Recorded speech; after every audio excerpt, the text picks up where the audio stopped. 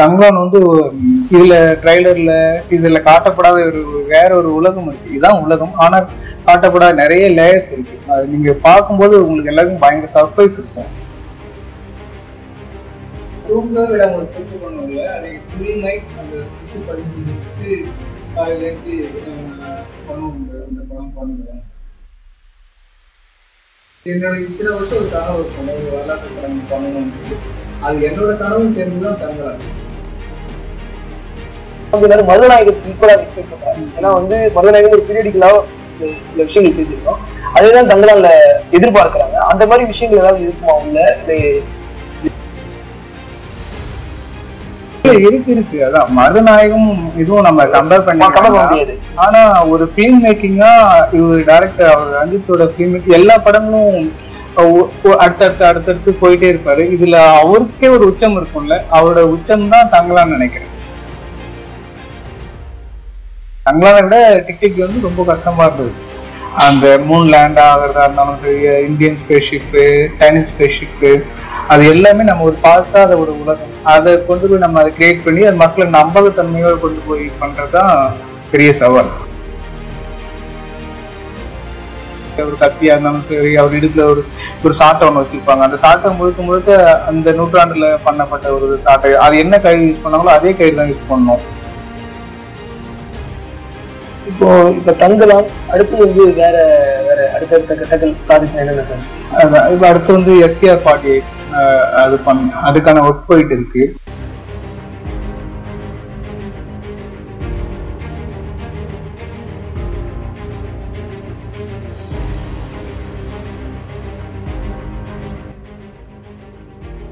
வணக்கம். இன்றைய நிகழ்வுல நம்ம யாருக்குள்ள இருக்கோம் அப்படின்னு பாத்தீங்கன்னா, ரசிகர்கள் மத்தியில மிகப்பெரிய எதிர்பார்ப்புல இருக்கக்கூடிய தங்கலாம் திரைப்படக்கூடிய கலை இயக்குனர் மூர்த்தி அவர்கள் தான் இன்னைக்கு இருக்கோம். சரி, ரஞ்சித் சௌரியர் கனவு படம் கேண்டலாம் அப்படின்னு பல முறை மேடைகளை சொல்லியிருக்காரு. அந்த கனவு படத்துல இணையக்கூடிய வாய்ப்பு உங்களுக்கு எப்படி அமைஞ்சது சார்? ஒரு நாள் திடீர்னு ஒரு ஃபோன் வந்து பயன்படுத்துறாங்க.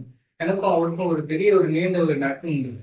அதை சும்மா பேசி பண்ணும்போது அவரோட படங்கள் வெளியாகும் போது நான் ஃபோன் பண்ணி விஷ் பண்ணுவேன். அவ்வளோதான் சொல்லி இந்த ஒரு ஸ்கிரிப்ட் கொடுத்து இந்த ஸ்கிரிப்ட் படிங்க சார், நம்ம ஒர்க் பண்ணுவேன் அப்படிங்கும்போது சரி ஓகே சார் நான் ஸ்கிரிப்ட் வாங்கிட்டு வந்தேன். வீட்டில் வந்து அன்னைக்கு நைட் ஃபுல்லாக படித்தேன். சரி படிச்சிருவோம் சரி வச்சிடலாம் பார்த்தா அந்த ஸ்கிரிப்ட் வைக்கவே விடலை.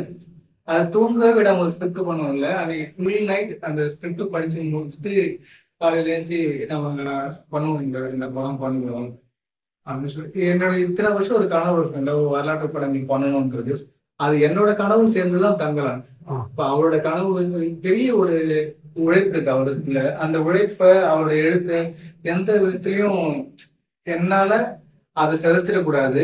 அந்த எழுத்தை வந்து ஒரு உயிர் கொடுத்து அது விஷுவலா கொண்டு வந்து நிறுத்தணுன்றதுல ரொம்ப ஒரு தெளிவா இருக்கும். சரி, இதுக்கு முன்பாக நீங்க ஏதாவது நல்லா பணியாற்றி நான் ஒர்க் பண்ணியிருக்கேன். 2011 கரிகாலன் நான் தான் பண்ணேன். இப்போ வந்து முக்கியமான இன்னொரு விஷயம் என்ன அப்படின்னா, இது வந்து உங்களுக்கு 50வது திரைப்படம் அப்படின்னு கேள்விப்பட்டேன். இது எப்படி தங்கலாம் அமைஞ்சது? ரொம்ப சந்தோஷமா இருந்துச்சு. பிளான் பண்ணவே இல்லை.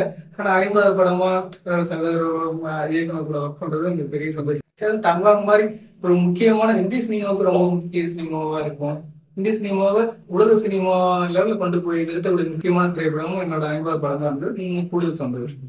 மிக முக்கியமா ஒரு கேள்வி இருக்கிறாங்க, இது இந்திய வரலாற்றை பேசுமா இல்ல தமிழ்நாட்டினுடைய வரலாற்றை பேசுமா இந்த திரைப்படம் அப்படிங்கிறது எல்லாருமே எக்ஸ்பெக்ட் பண்ணாங்க. பட் இது இந்திய வரலாற்றை தாண்டி இது உலக வரலாற்றை பேசுவோம். உலக வரலாற்றை பேசுவோம். அது பேசிட்டு இருக்கும்போது ஒரு காலகட்டம் வந்து தமிழ்நாட்டு வரலாற்றை ரொம்ப நெருக்கமா கொண்டு போய் 18ஆம் நூற்றாண்டு இறுதியில் நடந்த விஷயத்த ரொம்ப நெருக்கமா மக்கள் கொண்டு போய் சேர்க்கும். அது உண்மைக்கு ரொம்ப நெருக்கமா இருக்கும். இந்த கதை நடந்த உண்மையான நிகழ்வு தான். அது எந்த விதமான ஒரு காம்ப்ரமைஸும் இல்லாம ரொம்ப உண்மையா நேர்மையா அந்த படத்தை பண்ணிருக்கேன். இப்போ அடுத்தது வந்து சார், இயக்குனர் வந்து பொதுவாக கலை இயக்குனர் வந்து ஒரு சில ரெஃபரன்ஸ் கொடுப்பாங்க, ஒரு சில திரைக்காரர்கள். அப்படி வந்து உங்களுக்கு தங்கலான்ல வந்து ரஞ்சித் சார் என்ன திரைப்படங்கள் ரெஃபரன்ஸ் கொடுத்தாங்க, நீங்க என்ன வந்து சார் அவருக்கு ரெஃபரன்ஸா என்ன சொல்ல, இந்த படம் வந்து ரொம்ப முக்கியமான படம்னு, இதை சரியா பண்ணணும், நீங்க பண்ணி பார்த்துட்டு படிச்சுட்டு எனக்கு வந்து காமிங்க என்ன பண்ண போறோம்னு சொல்லுங்க அப்படின்னாங்க. நான் கதை முழுக்க படிச்சு பார்த்துட்டு நாங்கள் ஃபுல்லாக எங்கள் டீம் வந்து ஒரு ஒர்க் பண்ணோம். இருக்க எல்லா மியூசியமும் போய் பார்த்தேன். அப்போ எந்த நூற்றாண்டுல கலந்தது, அப்போ அந்த ப்ராப்ஸ் அப்படி எல்லாத்தையும் கலெக்ட் பண்ணிட்டு போயிட்டு நான் எடுத்த எல்லா ரெஃபரன்ஸ் கொண்டு போயிட்டு டைரக்டர் தான் இது இது பண்ணலாம், இது பண்ணிக்கலாம், இது ஓகே அப்படி நம்ம நிறைய ஆப்ஷன் இருக்கும். ஒரே ஒரு ஒரு சுரங்கம்னா அதுக்கு வந்து கிட்டத்தட்ட ஒரு 1000 இமேஜுக்கு மேலே கொண்டு போய் காமிச்சு. அதுல இருந்து நாங்கள் சூஸ் பண்ணுவோம், இது மாதிரி போகலாம், இது மாதிரி போகலாம் அப்படியா. கிட்டத்தட்ட ஒரு 6 மாதம் அதுக்காக முன்னாடி படம் ஆரம்பிக்கிறதுக்கு முன்னாடி ரெஃபரன்ஸ்க்கு மட்டுமே ஒரு 6 மாதம் ஒப்புக்கொடுக்கும். தமிழ் சினிமால ஒரு சிறிய இடைவெளிக்கு பிறகு ஒரு வரலாற்று படம் வருது. இப்ப கலை இயக்குனருக்கான முக்கியத்துவங்கிறது எந்த படத்துல அதிகமா இருக்கும் சார்? ஒரு சில படங்கள் கமர்ஷியல் படங்களும் வருது, வரலாற்று படத்துல உங்களுக்கு ஒரு அதிக மெனக்கெடுதல் இருக்கும். நீங்க இந்த மாதிரி நீங்க சந்திச்ச சவால்கள் மற்றும் மெனக்கெடுதல்னா எந்தெந்த விஷயம் சொல்லுங்க சார்? எல்லா படத்துலயுமே ஆர்டேட்டருக்கான ஒர்க் இருக்கும். அதிக ஒர்க் இருக்கா, கொஞ்சம் கம்மியா ஒர்க் இருக்கான்றது மட்டும்தான். ஆனா வரலாற்று படங்கள் பண்ணும்போது நம்ம ரொம்ப கவனமா பண்ணணும். இந்த நூற்றாண்டுல இந்த பொருள் தான் இருக்கும், இந்த மெட்டீரியல் தான் யூஸ் பண்ணியிருப்பாங்க அப்படின்னும் போது ரொம்ப கவனமா பண்ணணும். வரலாற்று படம் ரொம்ப கவனமா பண்ணணும். வரலாற்று படங்கள் வந்து ஒரு ஆர்டேட்டர் ரொம்ப சவாலா இருக்கும்.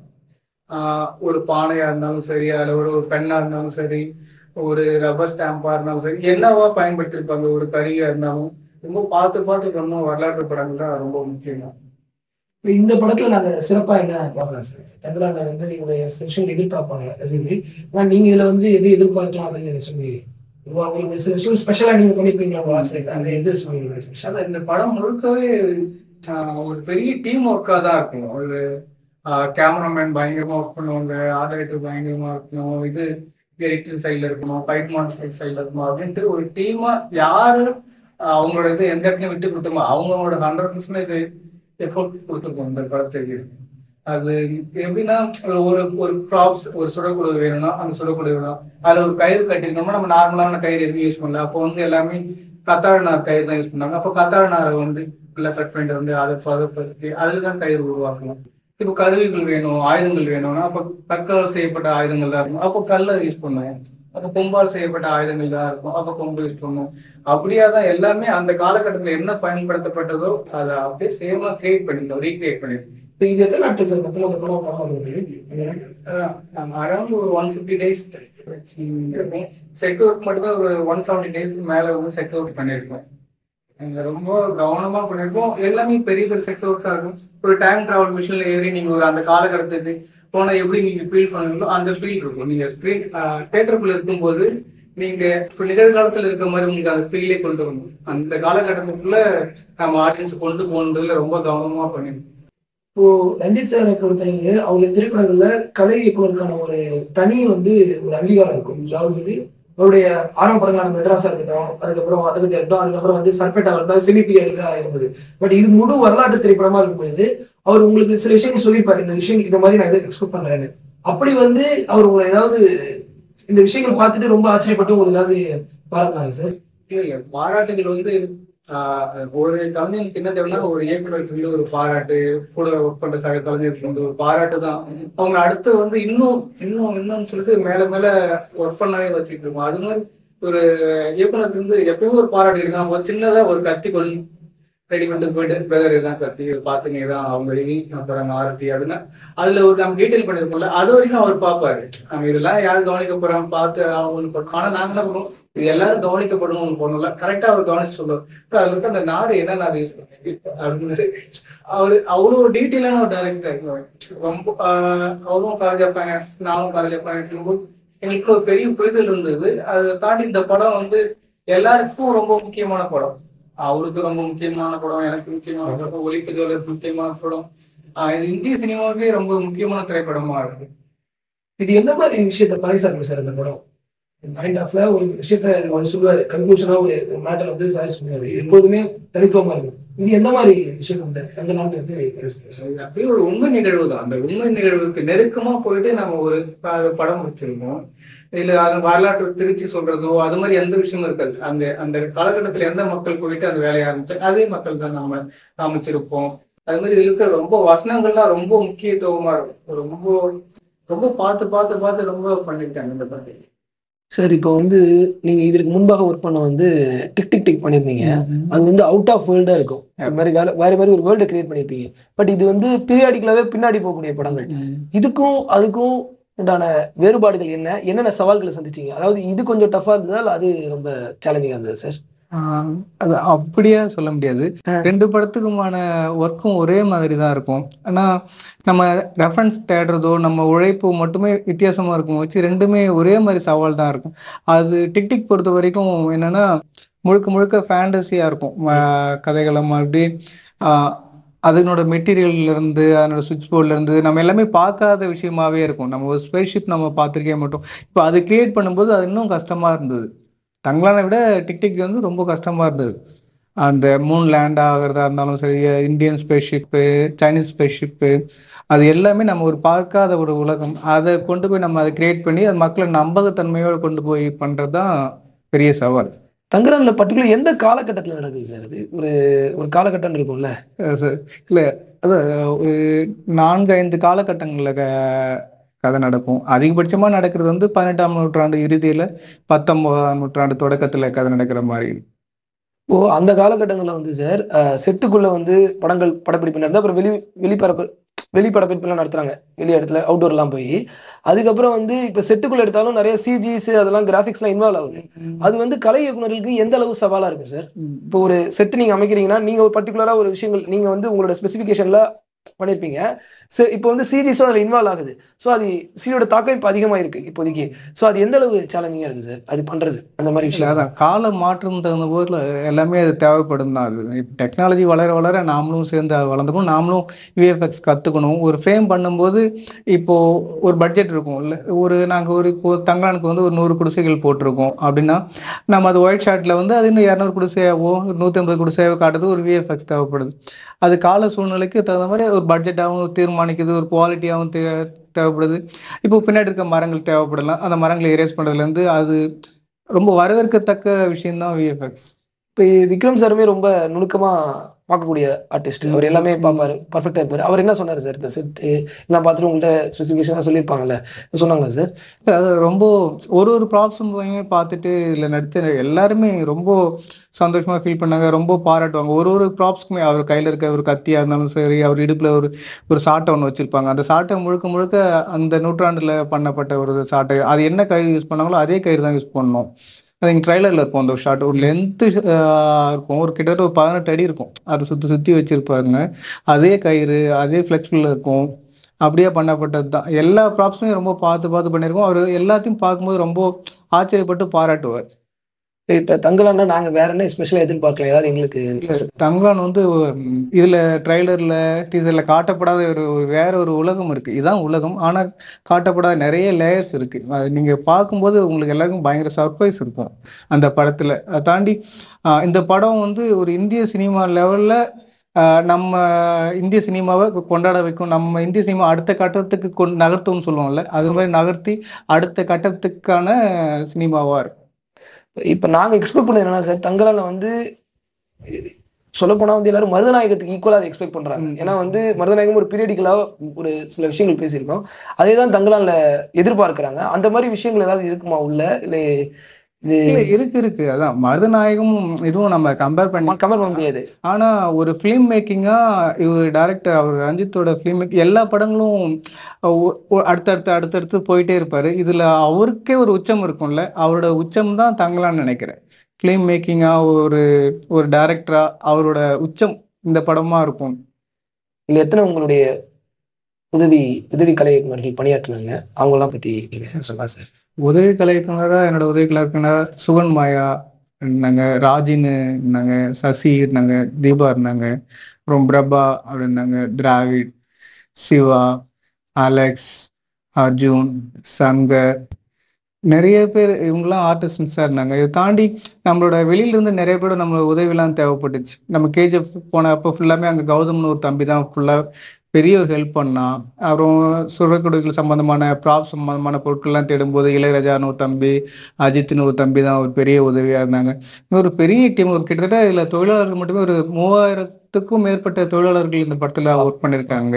இந்த மாதிரி ஒரு ஒரு ப்ராப்ஸ் பண்ணோமா இப்போ அவங்களே தான் கூட்டு வந்திருக்கோம். ஒரு குடுவை பண்ணணும், ஒரு ஒரு பானைகள் பண்ணணும்னா கிட்டத்தட்ட ஒரு 1000த்துக்கு மேற்பட்ட பானைகள் மட்டுமே பண்ணியிருக்கோம். இப்போ அந்த காலகட்டத்தில் பயன்படுத்தப்பட்ட பானைகள் தான் பண்ணோம். இப்போ அதுக்குன்னே இப்போ தனியாக பண்ணி கிட்டத்தட்ட ஒரு 40 நாட்கள் பானை மட்டுமே பண்ணிட்டு இருந்தோம். இந்த படத்துக்கு தேவையான பானைகள் பண்ணுறதுலேருந்து ஒரு மார்க்கெட்னா அந்த மார்க்கெட்டில் இருக்க பொருட்கள் இருக்கும் எல்லாத்துக்கும் ஒரு தனித்தனியாக ஒரு டிபார்ட்மெண்ட் பிரித்து கொடுத்து ஒரு பெரிய ஒர்க் இந்த படத்துக்கு தேவைப்பட்டுச்சு. பெரிய உழைப்பு. இப்போ அந்த பானைகள் சொன்னீங்க, அந்த மாதிரி அதற்கான ஆயுதங்கள்லாம் எத்தனை நாட்கள் சார் பண்ணுது?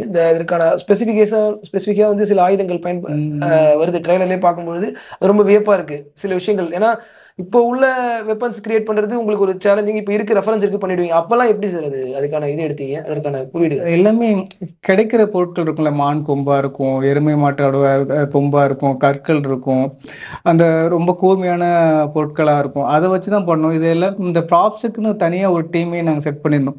சேகர்னு ஒரு ஆர்டிஸ்ட், ஒரு தலைமையிலான ஒரு டீம் தான் அதை ஃபுல்லாகவே பார்த்துட்டாங்க. இது எல்லாத்தையும் நாங்கள் மார்க் பண்ணி கொடுத்துருவோம். எல்லாத்தையும் பண்ணி கூட இருந்து பண்ணிகிட்டே இருப்போம். அவங்க மட்டுமே கிட்டத்தட்ட ஒரு 12 பேர்கிட்ட ஒர்க் பண்ணாங்க.